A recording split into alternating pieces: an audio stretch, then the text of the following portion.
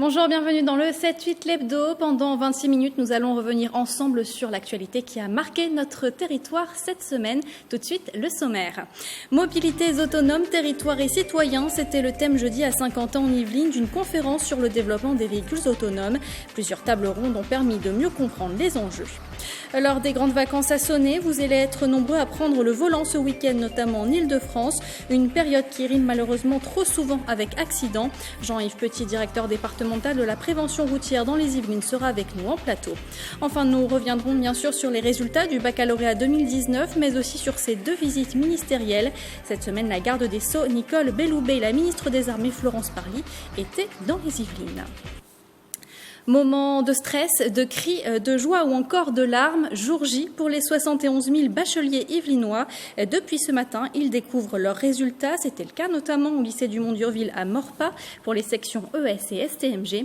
Première réaction recueillie par Nicolas Dandry. Je suis très contente parce que je pensais vraiment passer au rattrapage et du coup je l'ai eu à 10-22. Je ne sais pas comment j'ai eu mon bac honnêtement. En maths j'ai eu 5 parce qu'il était tellement dur le sujet, mais j'ai réussi à rattraper et franchement je suis fière de moi. Mais c'était beaucoup trop dur, vraiment. Et je suis trop contente, genre je suis libérée là. Mais j'étais sûre de l'avoir, mais mention bien, c'était inespéré donc je suis archi contente. Je l'ai eu, je suis contente. Ça a été dur ? Un peu oui, les maths. J'ai pas trop réussi les maths donc voilà. Les épreuves se sont bien déroulées mais voilà, on a su garder notre calme. On était tous ensemble, on l'a tous fait ensemble, donc on a tous réussi. Donc j'ai eu 11-16. C'est quoi le programme là ? Donc là le programme c'est la fête. Et encore félicitations à eux. Alors on ne connaît pas bien sûr encore le taux de réussite pour cette session 2019 puisqu'il faut attendre les résultats du rattrapage la semaine prochaine. On reste dans le secteur de l'éducation. On a appris que le directeur académique des Yvelines, Serge Clément, avait démissionné le vendredi 28 juin, information confirmée par le rectorat. Et selon nos confrères de 7-8 Actu, Serge Clément serait mis en cause dans une affaire de harcèlement. Une enquête administrative a été ouverte. Il occupait ce poste depuis le 12 décembre 2014. Les grandes vacances débutent officiellement ce soir. Vous allez être nombreux à prendre l'avion, le train et puis bien sûr la voiture. Jean-Yves Petit, bonjour. Bonjour. Vous êtes directeur départemental de la prévention routière dans les Yvelines. Alors avant de parler des départs en vacances, un mot sur le bilan des accidents dans notre département, puisque cette année de janvier à mai, la mortalité a baissé. On déplore 10 tués sur les routes yvelinoises contre 24 en 2018 pour la même période. J'imagine que c'est une bonne nouvelle. En plus, je crois que vous avez, vous, les tout derniers chiffres avec vous. Oui, je peux ajouter les chiffres du mois de juin. C'est donc à la fin au 1er juillet, 16 tués par rapport à 27 l'année dernière. Donc effectivement, c'est une bonne nouvelle. Alors vous expliquez les raisons pour lesquelles il y en a 11 de moins que l'année dernière. C'est un peu délicat parce que ça reste quand même des petits chiffres. Donc il est assez difficile d'en tirer des conclusions, mais c'est en tout cas une bonne nouvelle. Et si l'année continue comme ça, enfin, faut pas vendre la peau de l'ours avant de l'avoir tué, mais ça sera peut-être la meilleure année depuis 10 ans. Alors on sait que la vitesse a été abaissée à 80 km/h sur certaines routes. Est-ce que ça peut être dû à ça justement, ce chiffre, ces bons chiffres ? La vitesse est avec l'alcool, le principal facteur d'accident sur nos routes. Donc oui, en réduisant la vitesse, ça contribue bien sûr aussi à la baisse de la mortalité sur les routes, mais c'est pas la seule donnée évidemment. Il faudra voir en détail les causes des accidents dans les Yvelines. La vitesse y est pour un certain nombre d'accidents, mais c'est très souvent aussi de toute façon des vitesses inadaptées à la circulation, mais pas forcément en excès de vitesse. Alors, l'heure des départs en vacances a sonné, ça y est, beaucoup de bouchons sont attendus, notamment en Île-de-France. Par exemple, le péage de Saint-Arnoux en Yvelines attend le passage de 120 000 véhicules par jour juste pour ce week-end. Un trafic dense qui implique, j'imagine, beaucoup d'accidents. Ça implique des risques supplémentaires, évidemment. Oui, ça va faire du monde à Saint-Arnoux. Le principal, alors il y a évidemment plein de conseils à donner, mais ce sont les conseils qu'on entend toujours sur l'alcool, sur le téléphone, sur la vitesse bien évidemment, puisqu'on va avoir une énorme densité de circulation sur l'autoroute. Quel est le comportement justement adopté en cas de bouchon ? Moi, la principale chose que je veux dire, au-delà de tous les conseils téléphone, etc., c'est restons calmes. restons calmes. C'est les vacances, tout va bien. Même s'il y a du monde sur la route, restons calmes, ça ne sert à rien de s'énerver. Il va forcément y avoir des gens qui vont faire des zigzags entre les files de voitures, des voitures ou des motos qui vont faire ça, des gens qui vont s'insérer pour serrer le maximum, qu'on ait du mal à respecter les distances de sécurité, d'autres qui vont mettre la musique à fond. Ça sert à rien de s'énerver. Restons calmes. C'est vraiment ça le principal, à mon avis. Il y a la fatigue aussi, des bouchons qui peuvent entraîner une fatigue, d'où j'imagine le conseil de bien dormir en fait la veille. Évidemment, partons si possible reposés, bien sûr. Et puis avant de partir, surtout pour les voitures les plus anciennes, faisons le tour de la voiture, les niveaux, le gonflage des pneus, tout ça dans les voitures modernes, c'est devenu, il y a des alarmes. Et les gens qui prennent leur caravane ou leur camping-car une fois par an, là aussi qu'ils fassent le tour sérieusement, en particulier les pneus, puisqu'il n'est quand même pas rare de voir le long de nos autoroutes des caravanes arrêtées avec un pneu crevé. Donc il vaut mieux regarder ça avant. Et le chargement de la voiture, vous allez y venir, c'est normal, c'est les vacances. Le chargement de la voiture est évidemment très important. Surtout, vous le savez bien, en cas de freinage brusque, voire de tonneau, évidemment, tout ce qui n'est pas bien installé dans la voiture, ça va promener dans tous les sens. Donc, les bagages et les objets lourds dans le fond de la voiture, le plus sur l'avant possible, pour qu'en cas de freinage brusque, la course de ces objets soit la moins longue possible. Il y a les coffres sur le toit aussi. Est-ce qu'il y a une réglementation justement de toute façon, alors une réglementation, oui, il y en a une, j'avoue que je ne la connais pas, mais il est évident qu'il y en a une. Mais ce qu'il faut comprendre, c'est qu'il faut que le centre de gravité du véhicule soit le plus bas possible pour avoir une bonne stabilité et pour éviter les tonneaux. Donc pour avoir le centre de gravité le plus bas possible, il faut mettre les objets lourds le plus bas possible. Et donc dans les coffres de toit, si possible, pas des objets trop lourds. Donc on récapitule, on fait le tour de sa voiture, et puis on ne boit pas d'alcool, et on dort bien avant de prendre le volant. Et on dort bien, et on reste calme, même si les autres vous énervent. Juste un mot sur la prévention routière, est-ce qu'elle sera présente sur les aires d'autoroute ? Non. En tout cas dans les Yvelines, moi je ne parle que des Yvelines. Nous sommes pas plus de 10 dans les Yvelines, et moi je suis comme tout le monde, je prends des vacances. Alors vous restez en plateau avec nous Jean-Yves Petit, puisqu'on va parler de véhicules, mais là cette fois-ci de véhicules autonomes, puisque jeudi à Saint-Quentin en Yvelines, une série de tables rondes était organisée pour parler notamment des enjeux liés à leur développement sur notre territoire. Des tables rondes pour mieux comprendre l'enjeu des véhicules autonomes. À l'horizon 2035, ce marché devrait représenter une manne financière de 900 milliards d'euros par an. Malgré ce chiffre, plusieurs paramètres freinent son développement.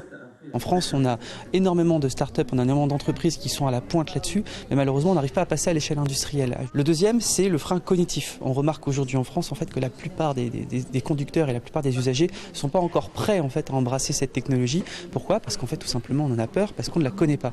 Le troisième, c'est le frein politique. Vu que le véhicule autonome, comme tout autre véhicule, présente un risque, même si je rappelle on estime qu'il y a 90% des accidents de la route qui peuvent être évités grâce à cette technologie-là. Cette conférence était organisée au sein du campus des services de l'automobile et de la mobilité à Guyancourt. Plusieurs thématiques ont été abordées comme l'impact sur l'emploi. On est là à ce jour à 20 000 emplois dédiés juste dans ce secteur d'activité. 50 ans en Yvelines et on désire qu'une chose, c'est qu'évidemment il y ait des véhicules autonomes sur le territoire. Ces tables rondes, elles ont pour vocation aussi à désiloter entre les opérateurs, les constructeurs, les collectivités, les instituts de recherche.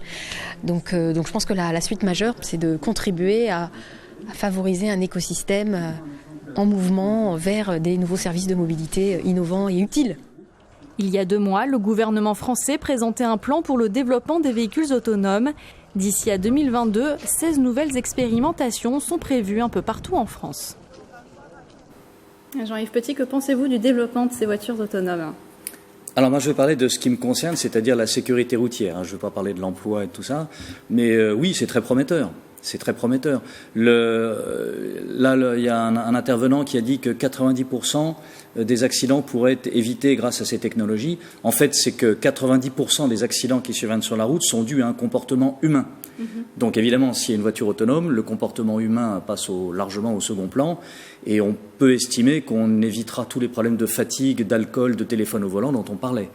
Maintenant, il me semble qu'il a oublié un élément, un 4e élément, un frein, c'est le frein, législatif et réglementaire. comment va évoluer le code de la route, le code des assurances, etc. Là, à mon avis, on n'y est pas encore. Donc c'est l'avenir, mais pas pour tout de suite finalement. C'est l'avenir, mais pas pour tout de suite. Mais on fait des progrès considérables quand même depuis déjà un certain nombre d'années. Petit à petit, on y vient et les progrès sont déjà énormes, mais ça va continuer. Merci Jean-Yves Petit, en tout cas d'avoir accepté cette invitation. Je rappelle que vous êtes directeur départemental de la prévention routière dans les Yvelines. Tout de suite, on passe à l'essentiel de l'actualité.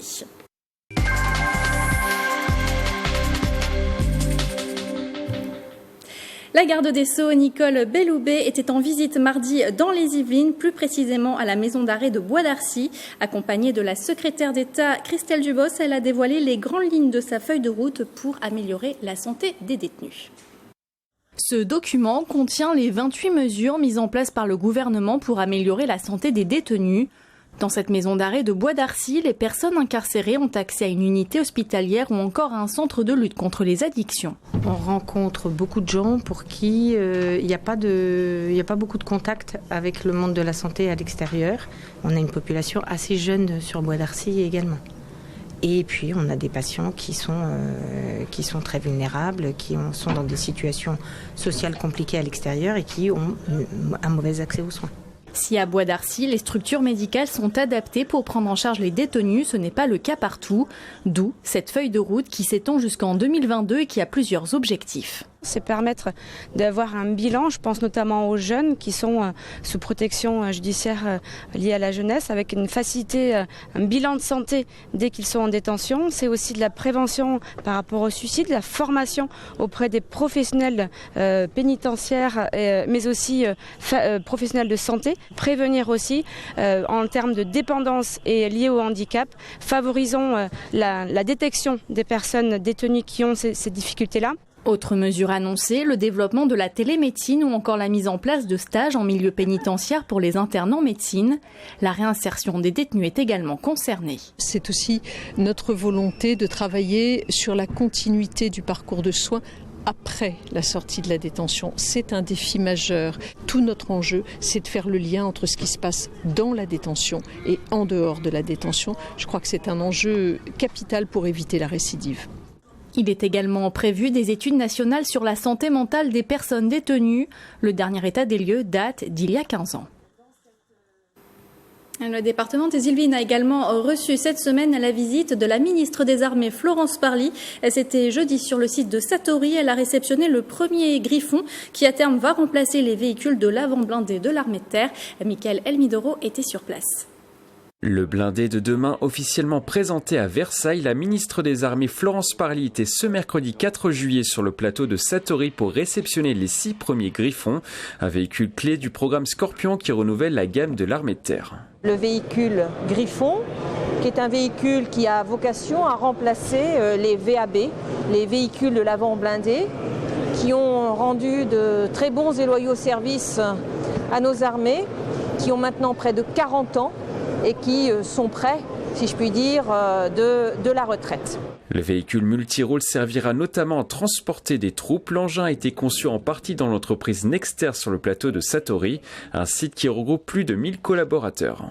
Ici à Versailles, nous avons la direction générale de la société, le bureau d'études qui travaille depuis des années sur la conception de ces véhicules, ainsi que les services achats, soutien et les différents services de la direction générale. Donc c'est véritablement la tête de Nexter qui est ici, même si les usines se trouvent dans différents départements français.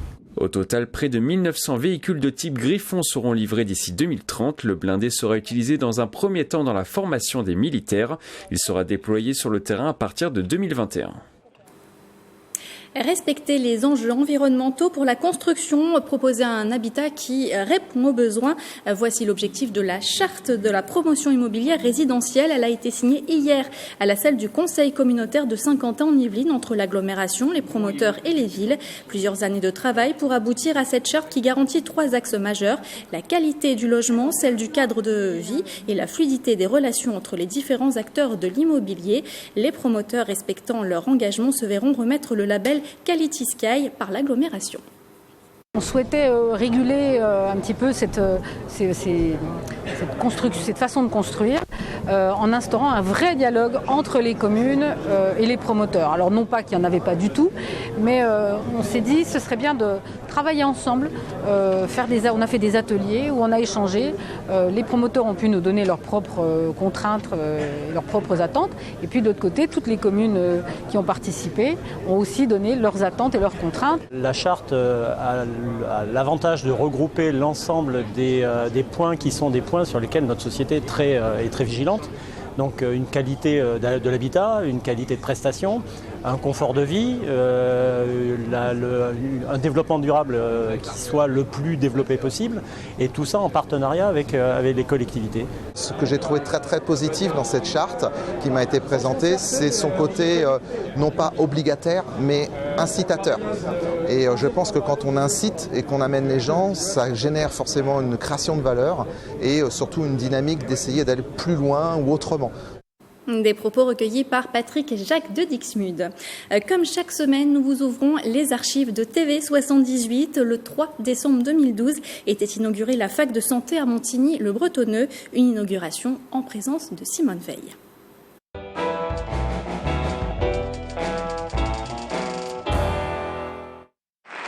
Ces apparitions se font de plus en plus rares, mais Simone Veil, ancienne ministre de la Santé, celle qui a défendu et obtenu le droit à l'avortement, a tenu à être présente pour l'inauguration de l'UFR des sciences de la santé de Montigny, qui porte dorénavant son nom. Une UFR des sciences de la santé, autrement dit une université où l'on enseigne à la fois le médical et le paramédical, première particularité. La seconde, cette UFR est implantée dans la ville et non au sein d'un établissement hospitalier universitaire, comme cela se voit couramment, et ce n'est pas un hasard. On pense que ça permet pour partie de résoudre et de traiter les difficultés que l'on a à former des professions de santé. Et on pense peut-être faire soit des maisons de santé universitaires, soit des pôles de santé qui vont être des endroits de soins de premier recours et qui permettraient peut-être de désengorger un petit peu les urgences des hôpitaux et puis de prendre en charge de façon très universitaire, je dirais, des malades. Si tous les étudiants sont formés en centre-ville, si tous les étudiants passent l'ensemble de leur cursus universitaire à l'intérieur de l'hôpital, il y a peu de chances pour qu'ils aient envie d'aller s'installer à l'extérieur de l'hôpital et encore moins à l'extérieur des grandes villes. Donc c'est évidemment un enjeu tout à fait important, rapprocher la formation des lieux d'installation à venir. La lutte contre les déserts médicaux, la ministre présentera prochainement des mesures dans ce sens. Autre application de l'UFR des sciences de la santé qui a convaincu Marisol Touraine, la mutualisation des moyens entre différentes disciplines. Dans ce laboratoire, par exemple, les chercheurs traitent des pathologies liées à des traumatismes de la moelle osseuse, de la recherche fondamentale avec des buts appliqués au quotidien. Quand la personne a eu un accident de voiture ou a subi une atteinte au niveau du système nerveux central, ça a des conséquences sur sa sexualité et sa continence. Donc on travaille sur des modèles animaux de façon à comprendre et à pallier éventuellement dans l'avenir ces troubles particuliers, en trouvant des médicaments qui pourraient agir sur la relaxation de la vessie d'une part, ou en interrogeant plus précisément le système nerveux central, de façon à faire des thérapies novatrices et en particulier des thérapies à base de transfert de gènes. L'UFR des sciences de la santé avait été pensé dès 2003. Il est situé à 2 pas du centre commercial régional, accueille 1000 étudiants en première année et 5000 en totalité. Les amphis sont plus adaptés, c'est exclusivement des cours de médecine je pense, contrairement à l'ancienne fac. Après moi je la trouve un peu moins chaleureuse, c'est plus austère. Elle est très sympa, elle est plus proche de la gare donc c'est plus rapide donc c'est pratique. En tout, cette UFR compte 125 enseignants et 18 laboratoires mixtes.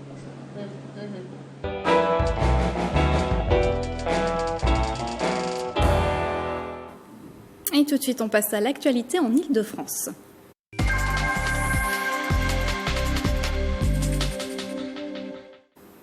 « 500 marcheurs, 25 moutons, 140 km. Du 6 au 17 juillet, la métropole du Grand Paris organise la première transhumance urbaine. Alors, en quoi cela consiste ? Réponse avec nos confrères de Via Grand Paris. Des moutons qui broutent les bords du périphérique et de la gare Saint-Lazare, ou encore des vaches qui dévorent ces parcelles à Montreuil. Des animaux en pleine ville, vous en verrez encore cet été. 25 moutons du troupeau des bergers urbains, accompagnés par une quarantaine de marcheurs, traverseront le territoire francilien.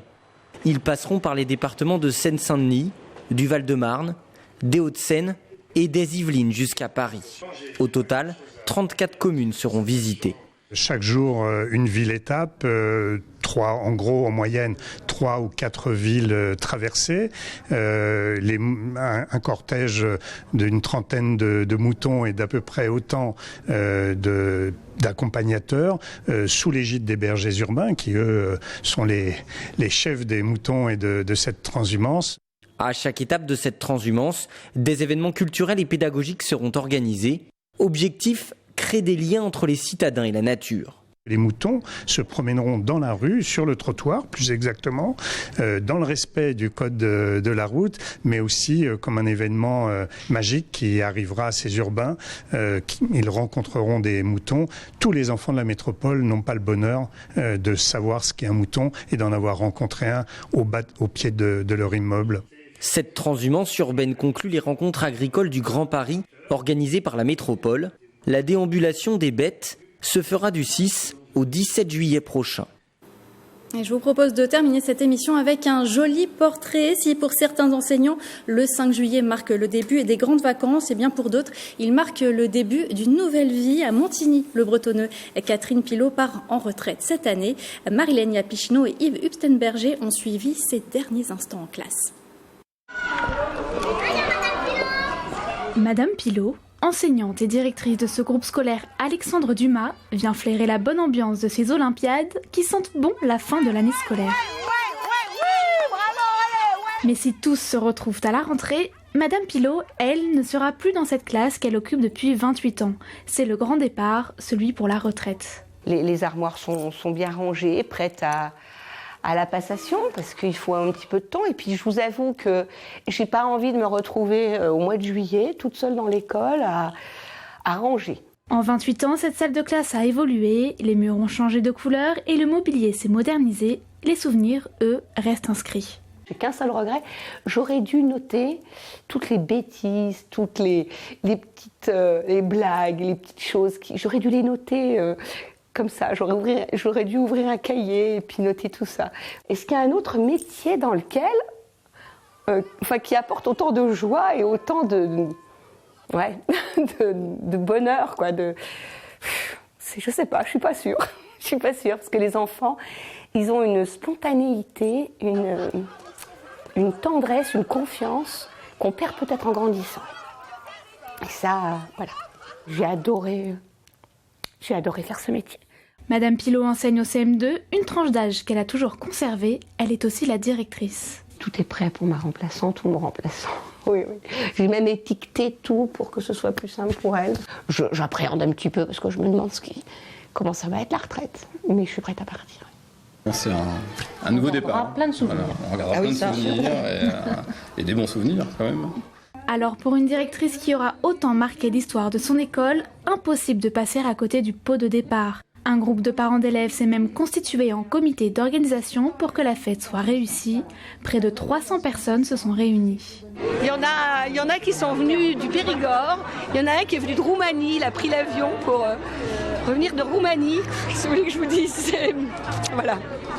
C'est beaucoup d'émotions et beaucoup de bonheur, Ouais, c'est plein d'émotions, plein de souvenirs qui reviennent et non, c'est une directrice en or. Il y a pas d'autre mot, voilà, c'est vraiment exceptionnel.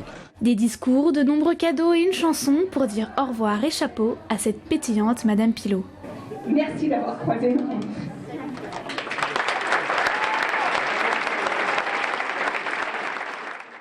Allez, bonne retraite à elle, bonne retraite à tous les enseignants et puis bien sûr, très bonnes vacances à tous les concernés. Voilà, c'est la fin de ce 7-8 l'hebdo. Merci de l'avoir suivi. Prochain point sur l'actualité en direct, ce sera lundi à 18h. Et puis bien sûr, 24h sur 24, vous pouvez retrouver toute l'actualité sur notre site internet www.tv78.com. Très bon week-end à tous.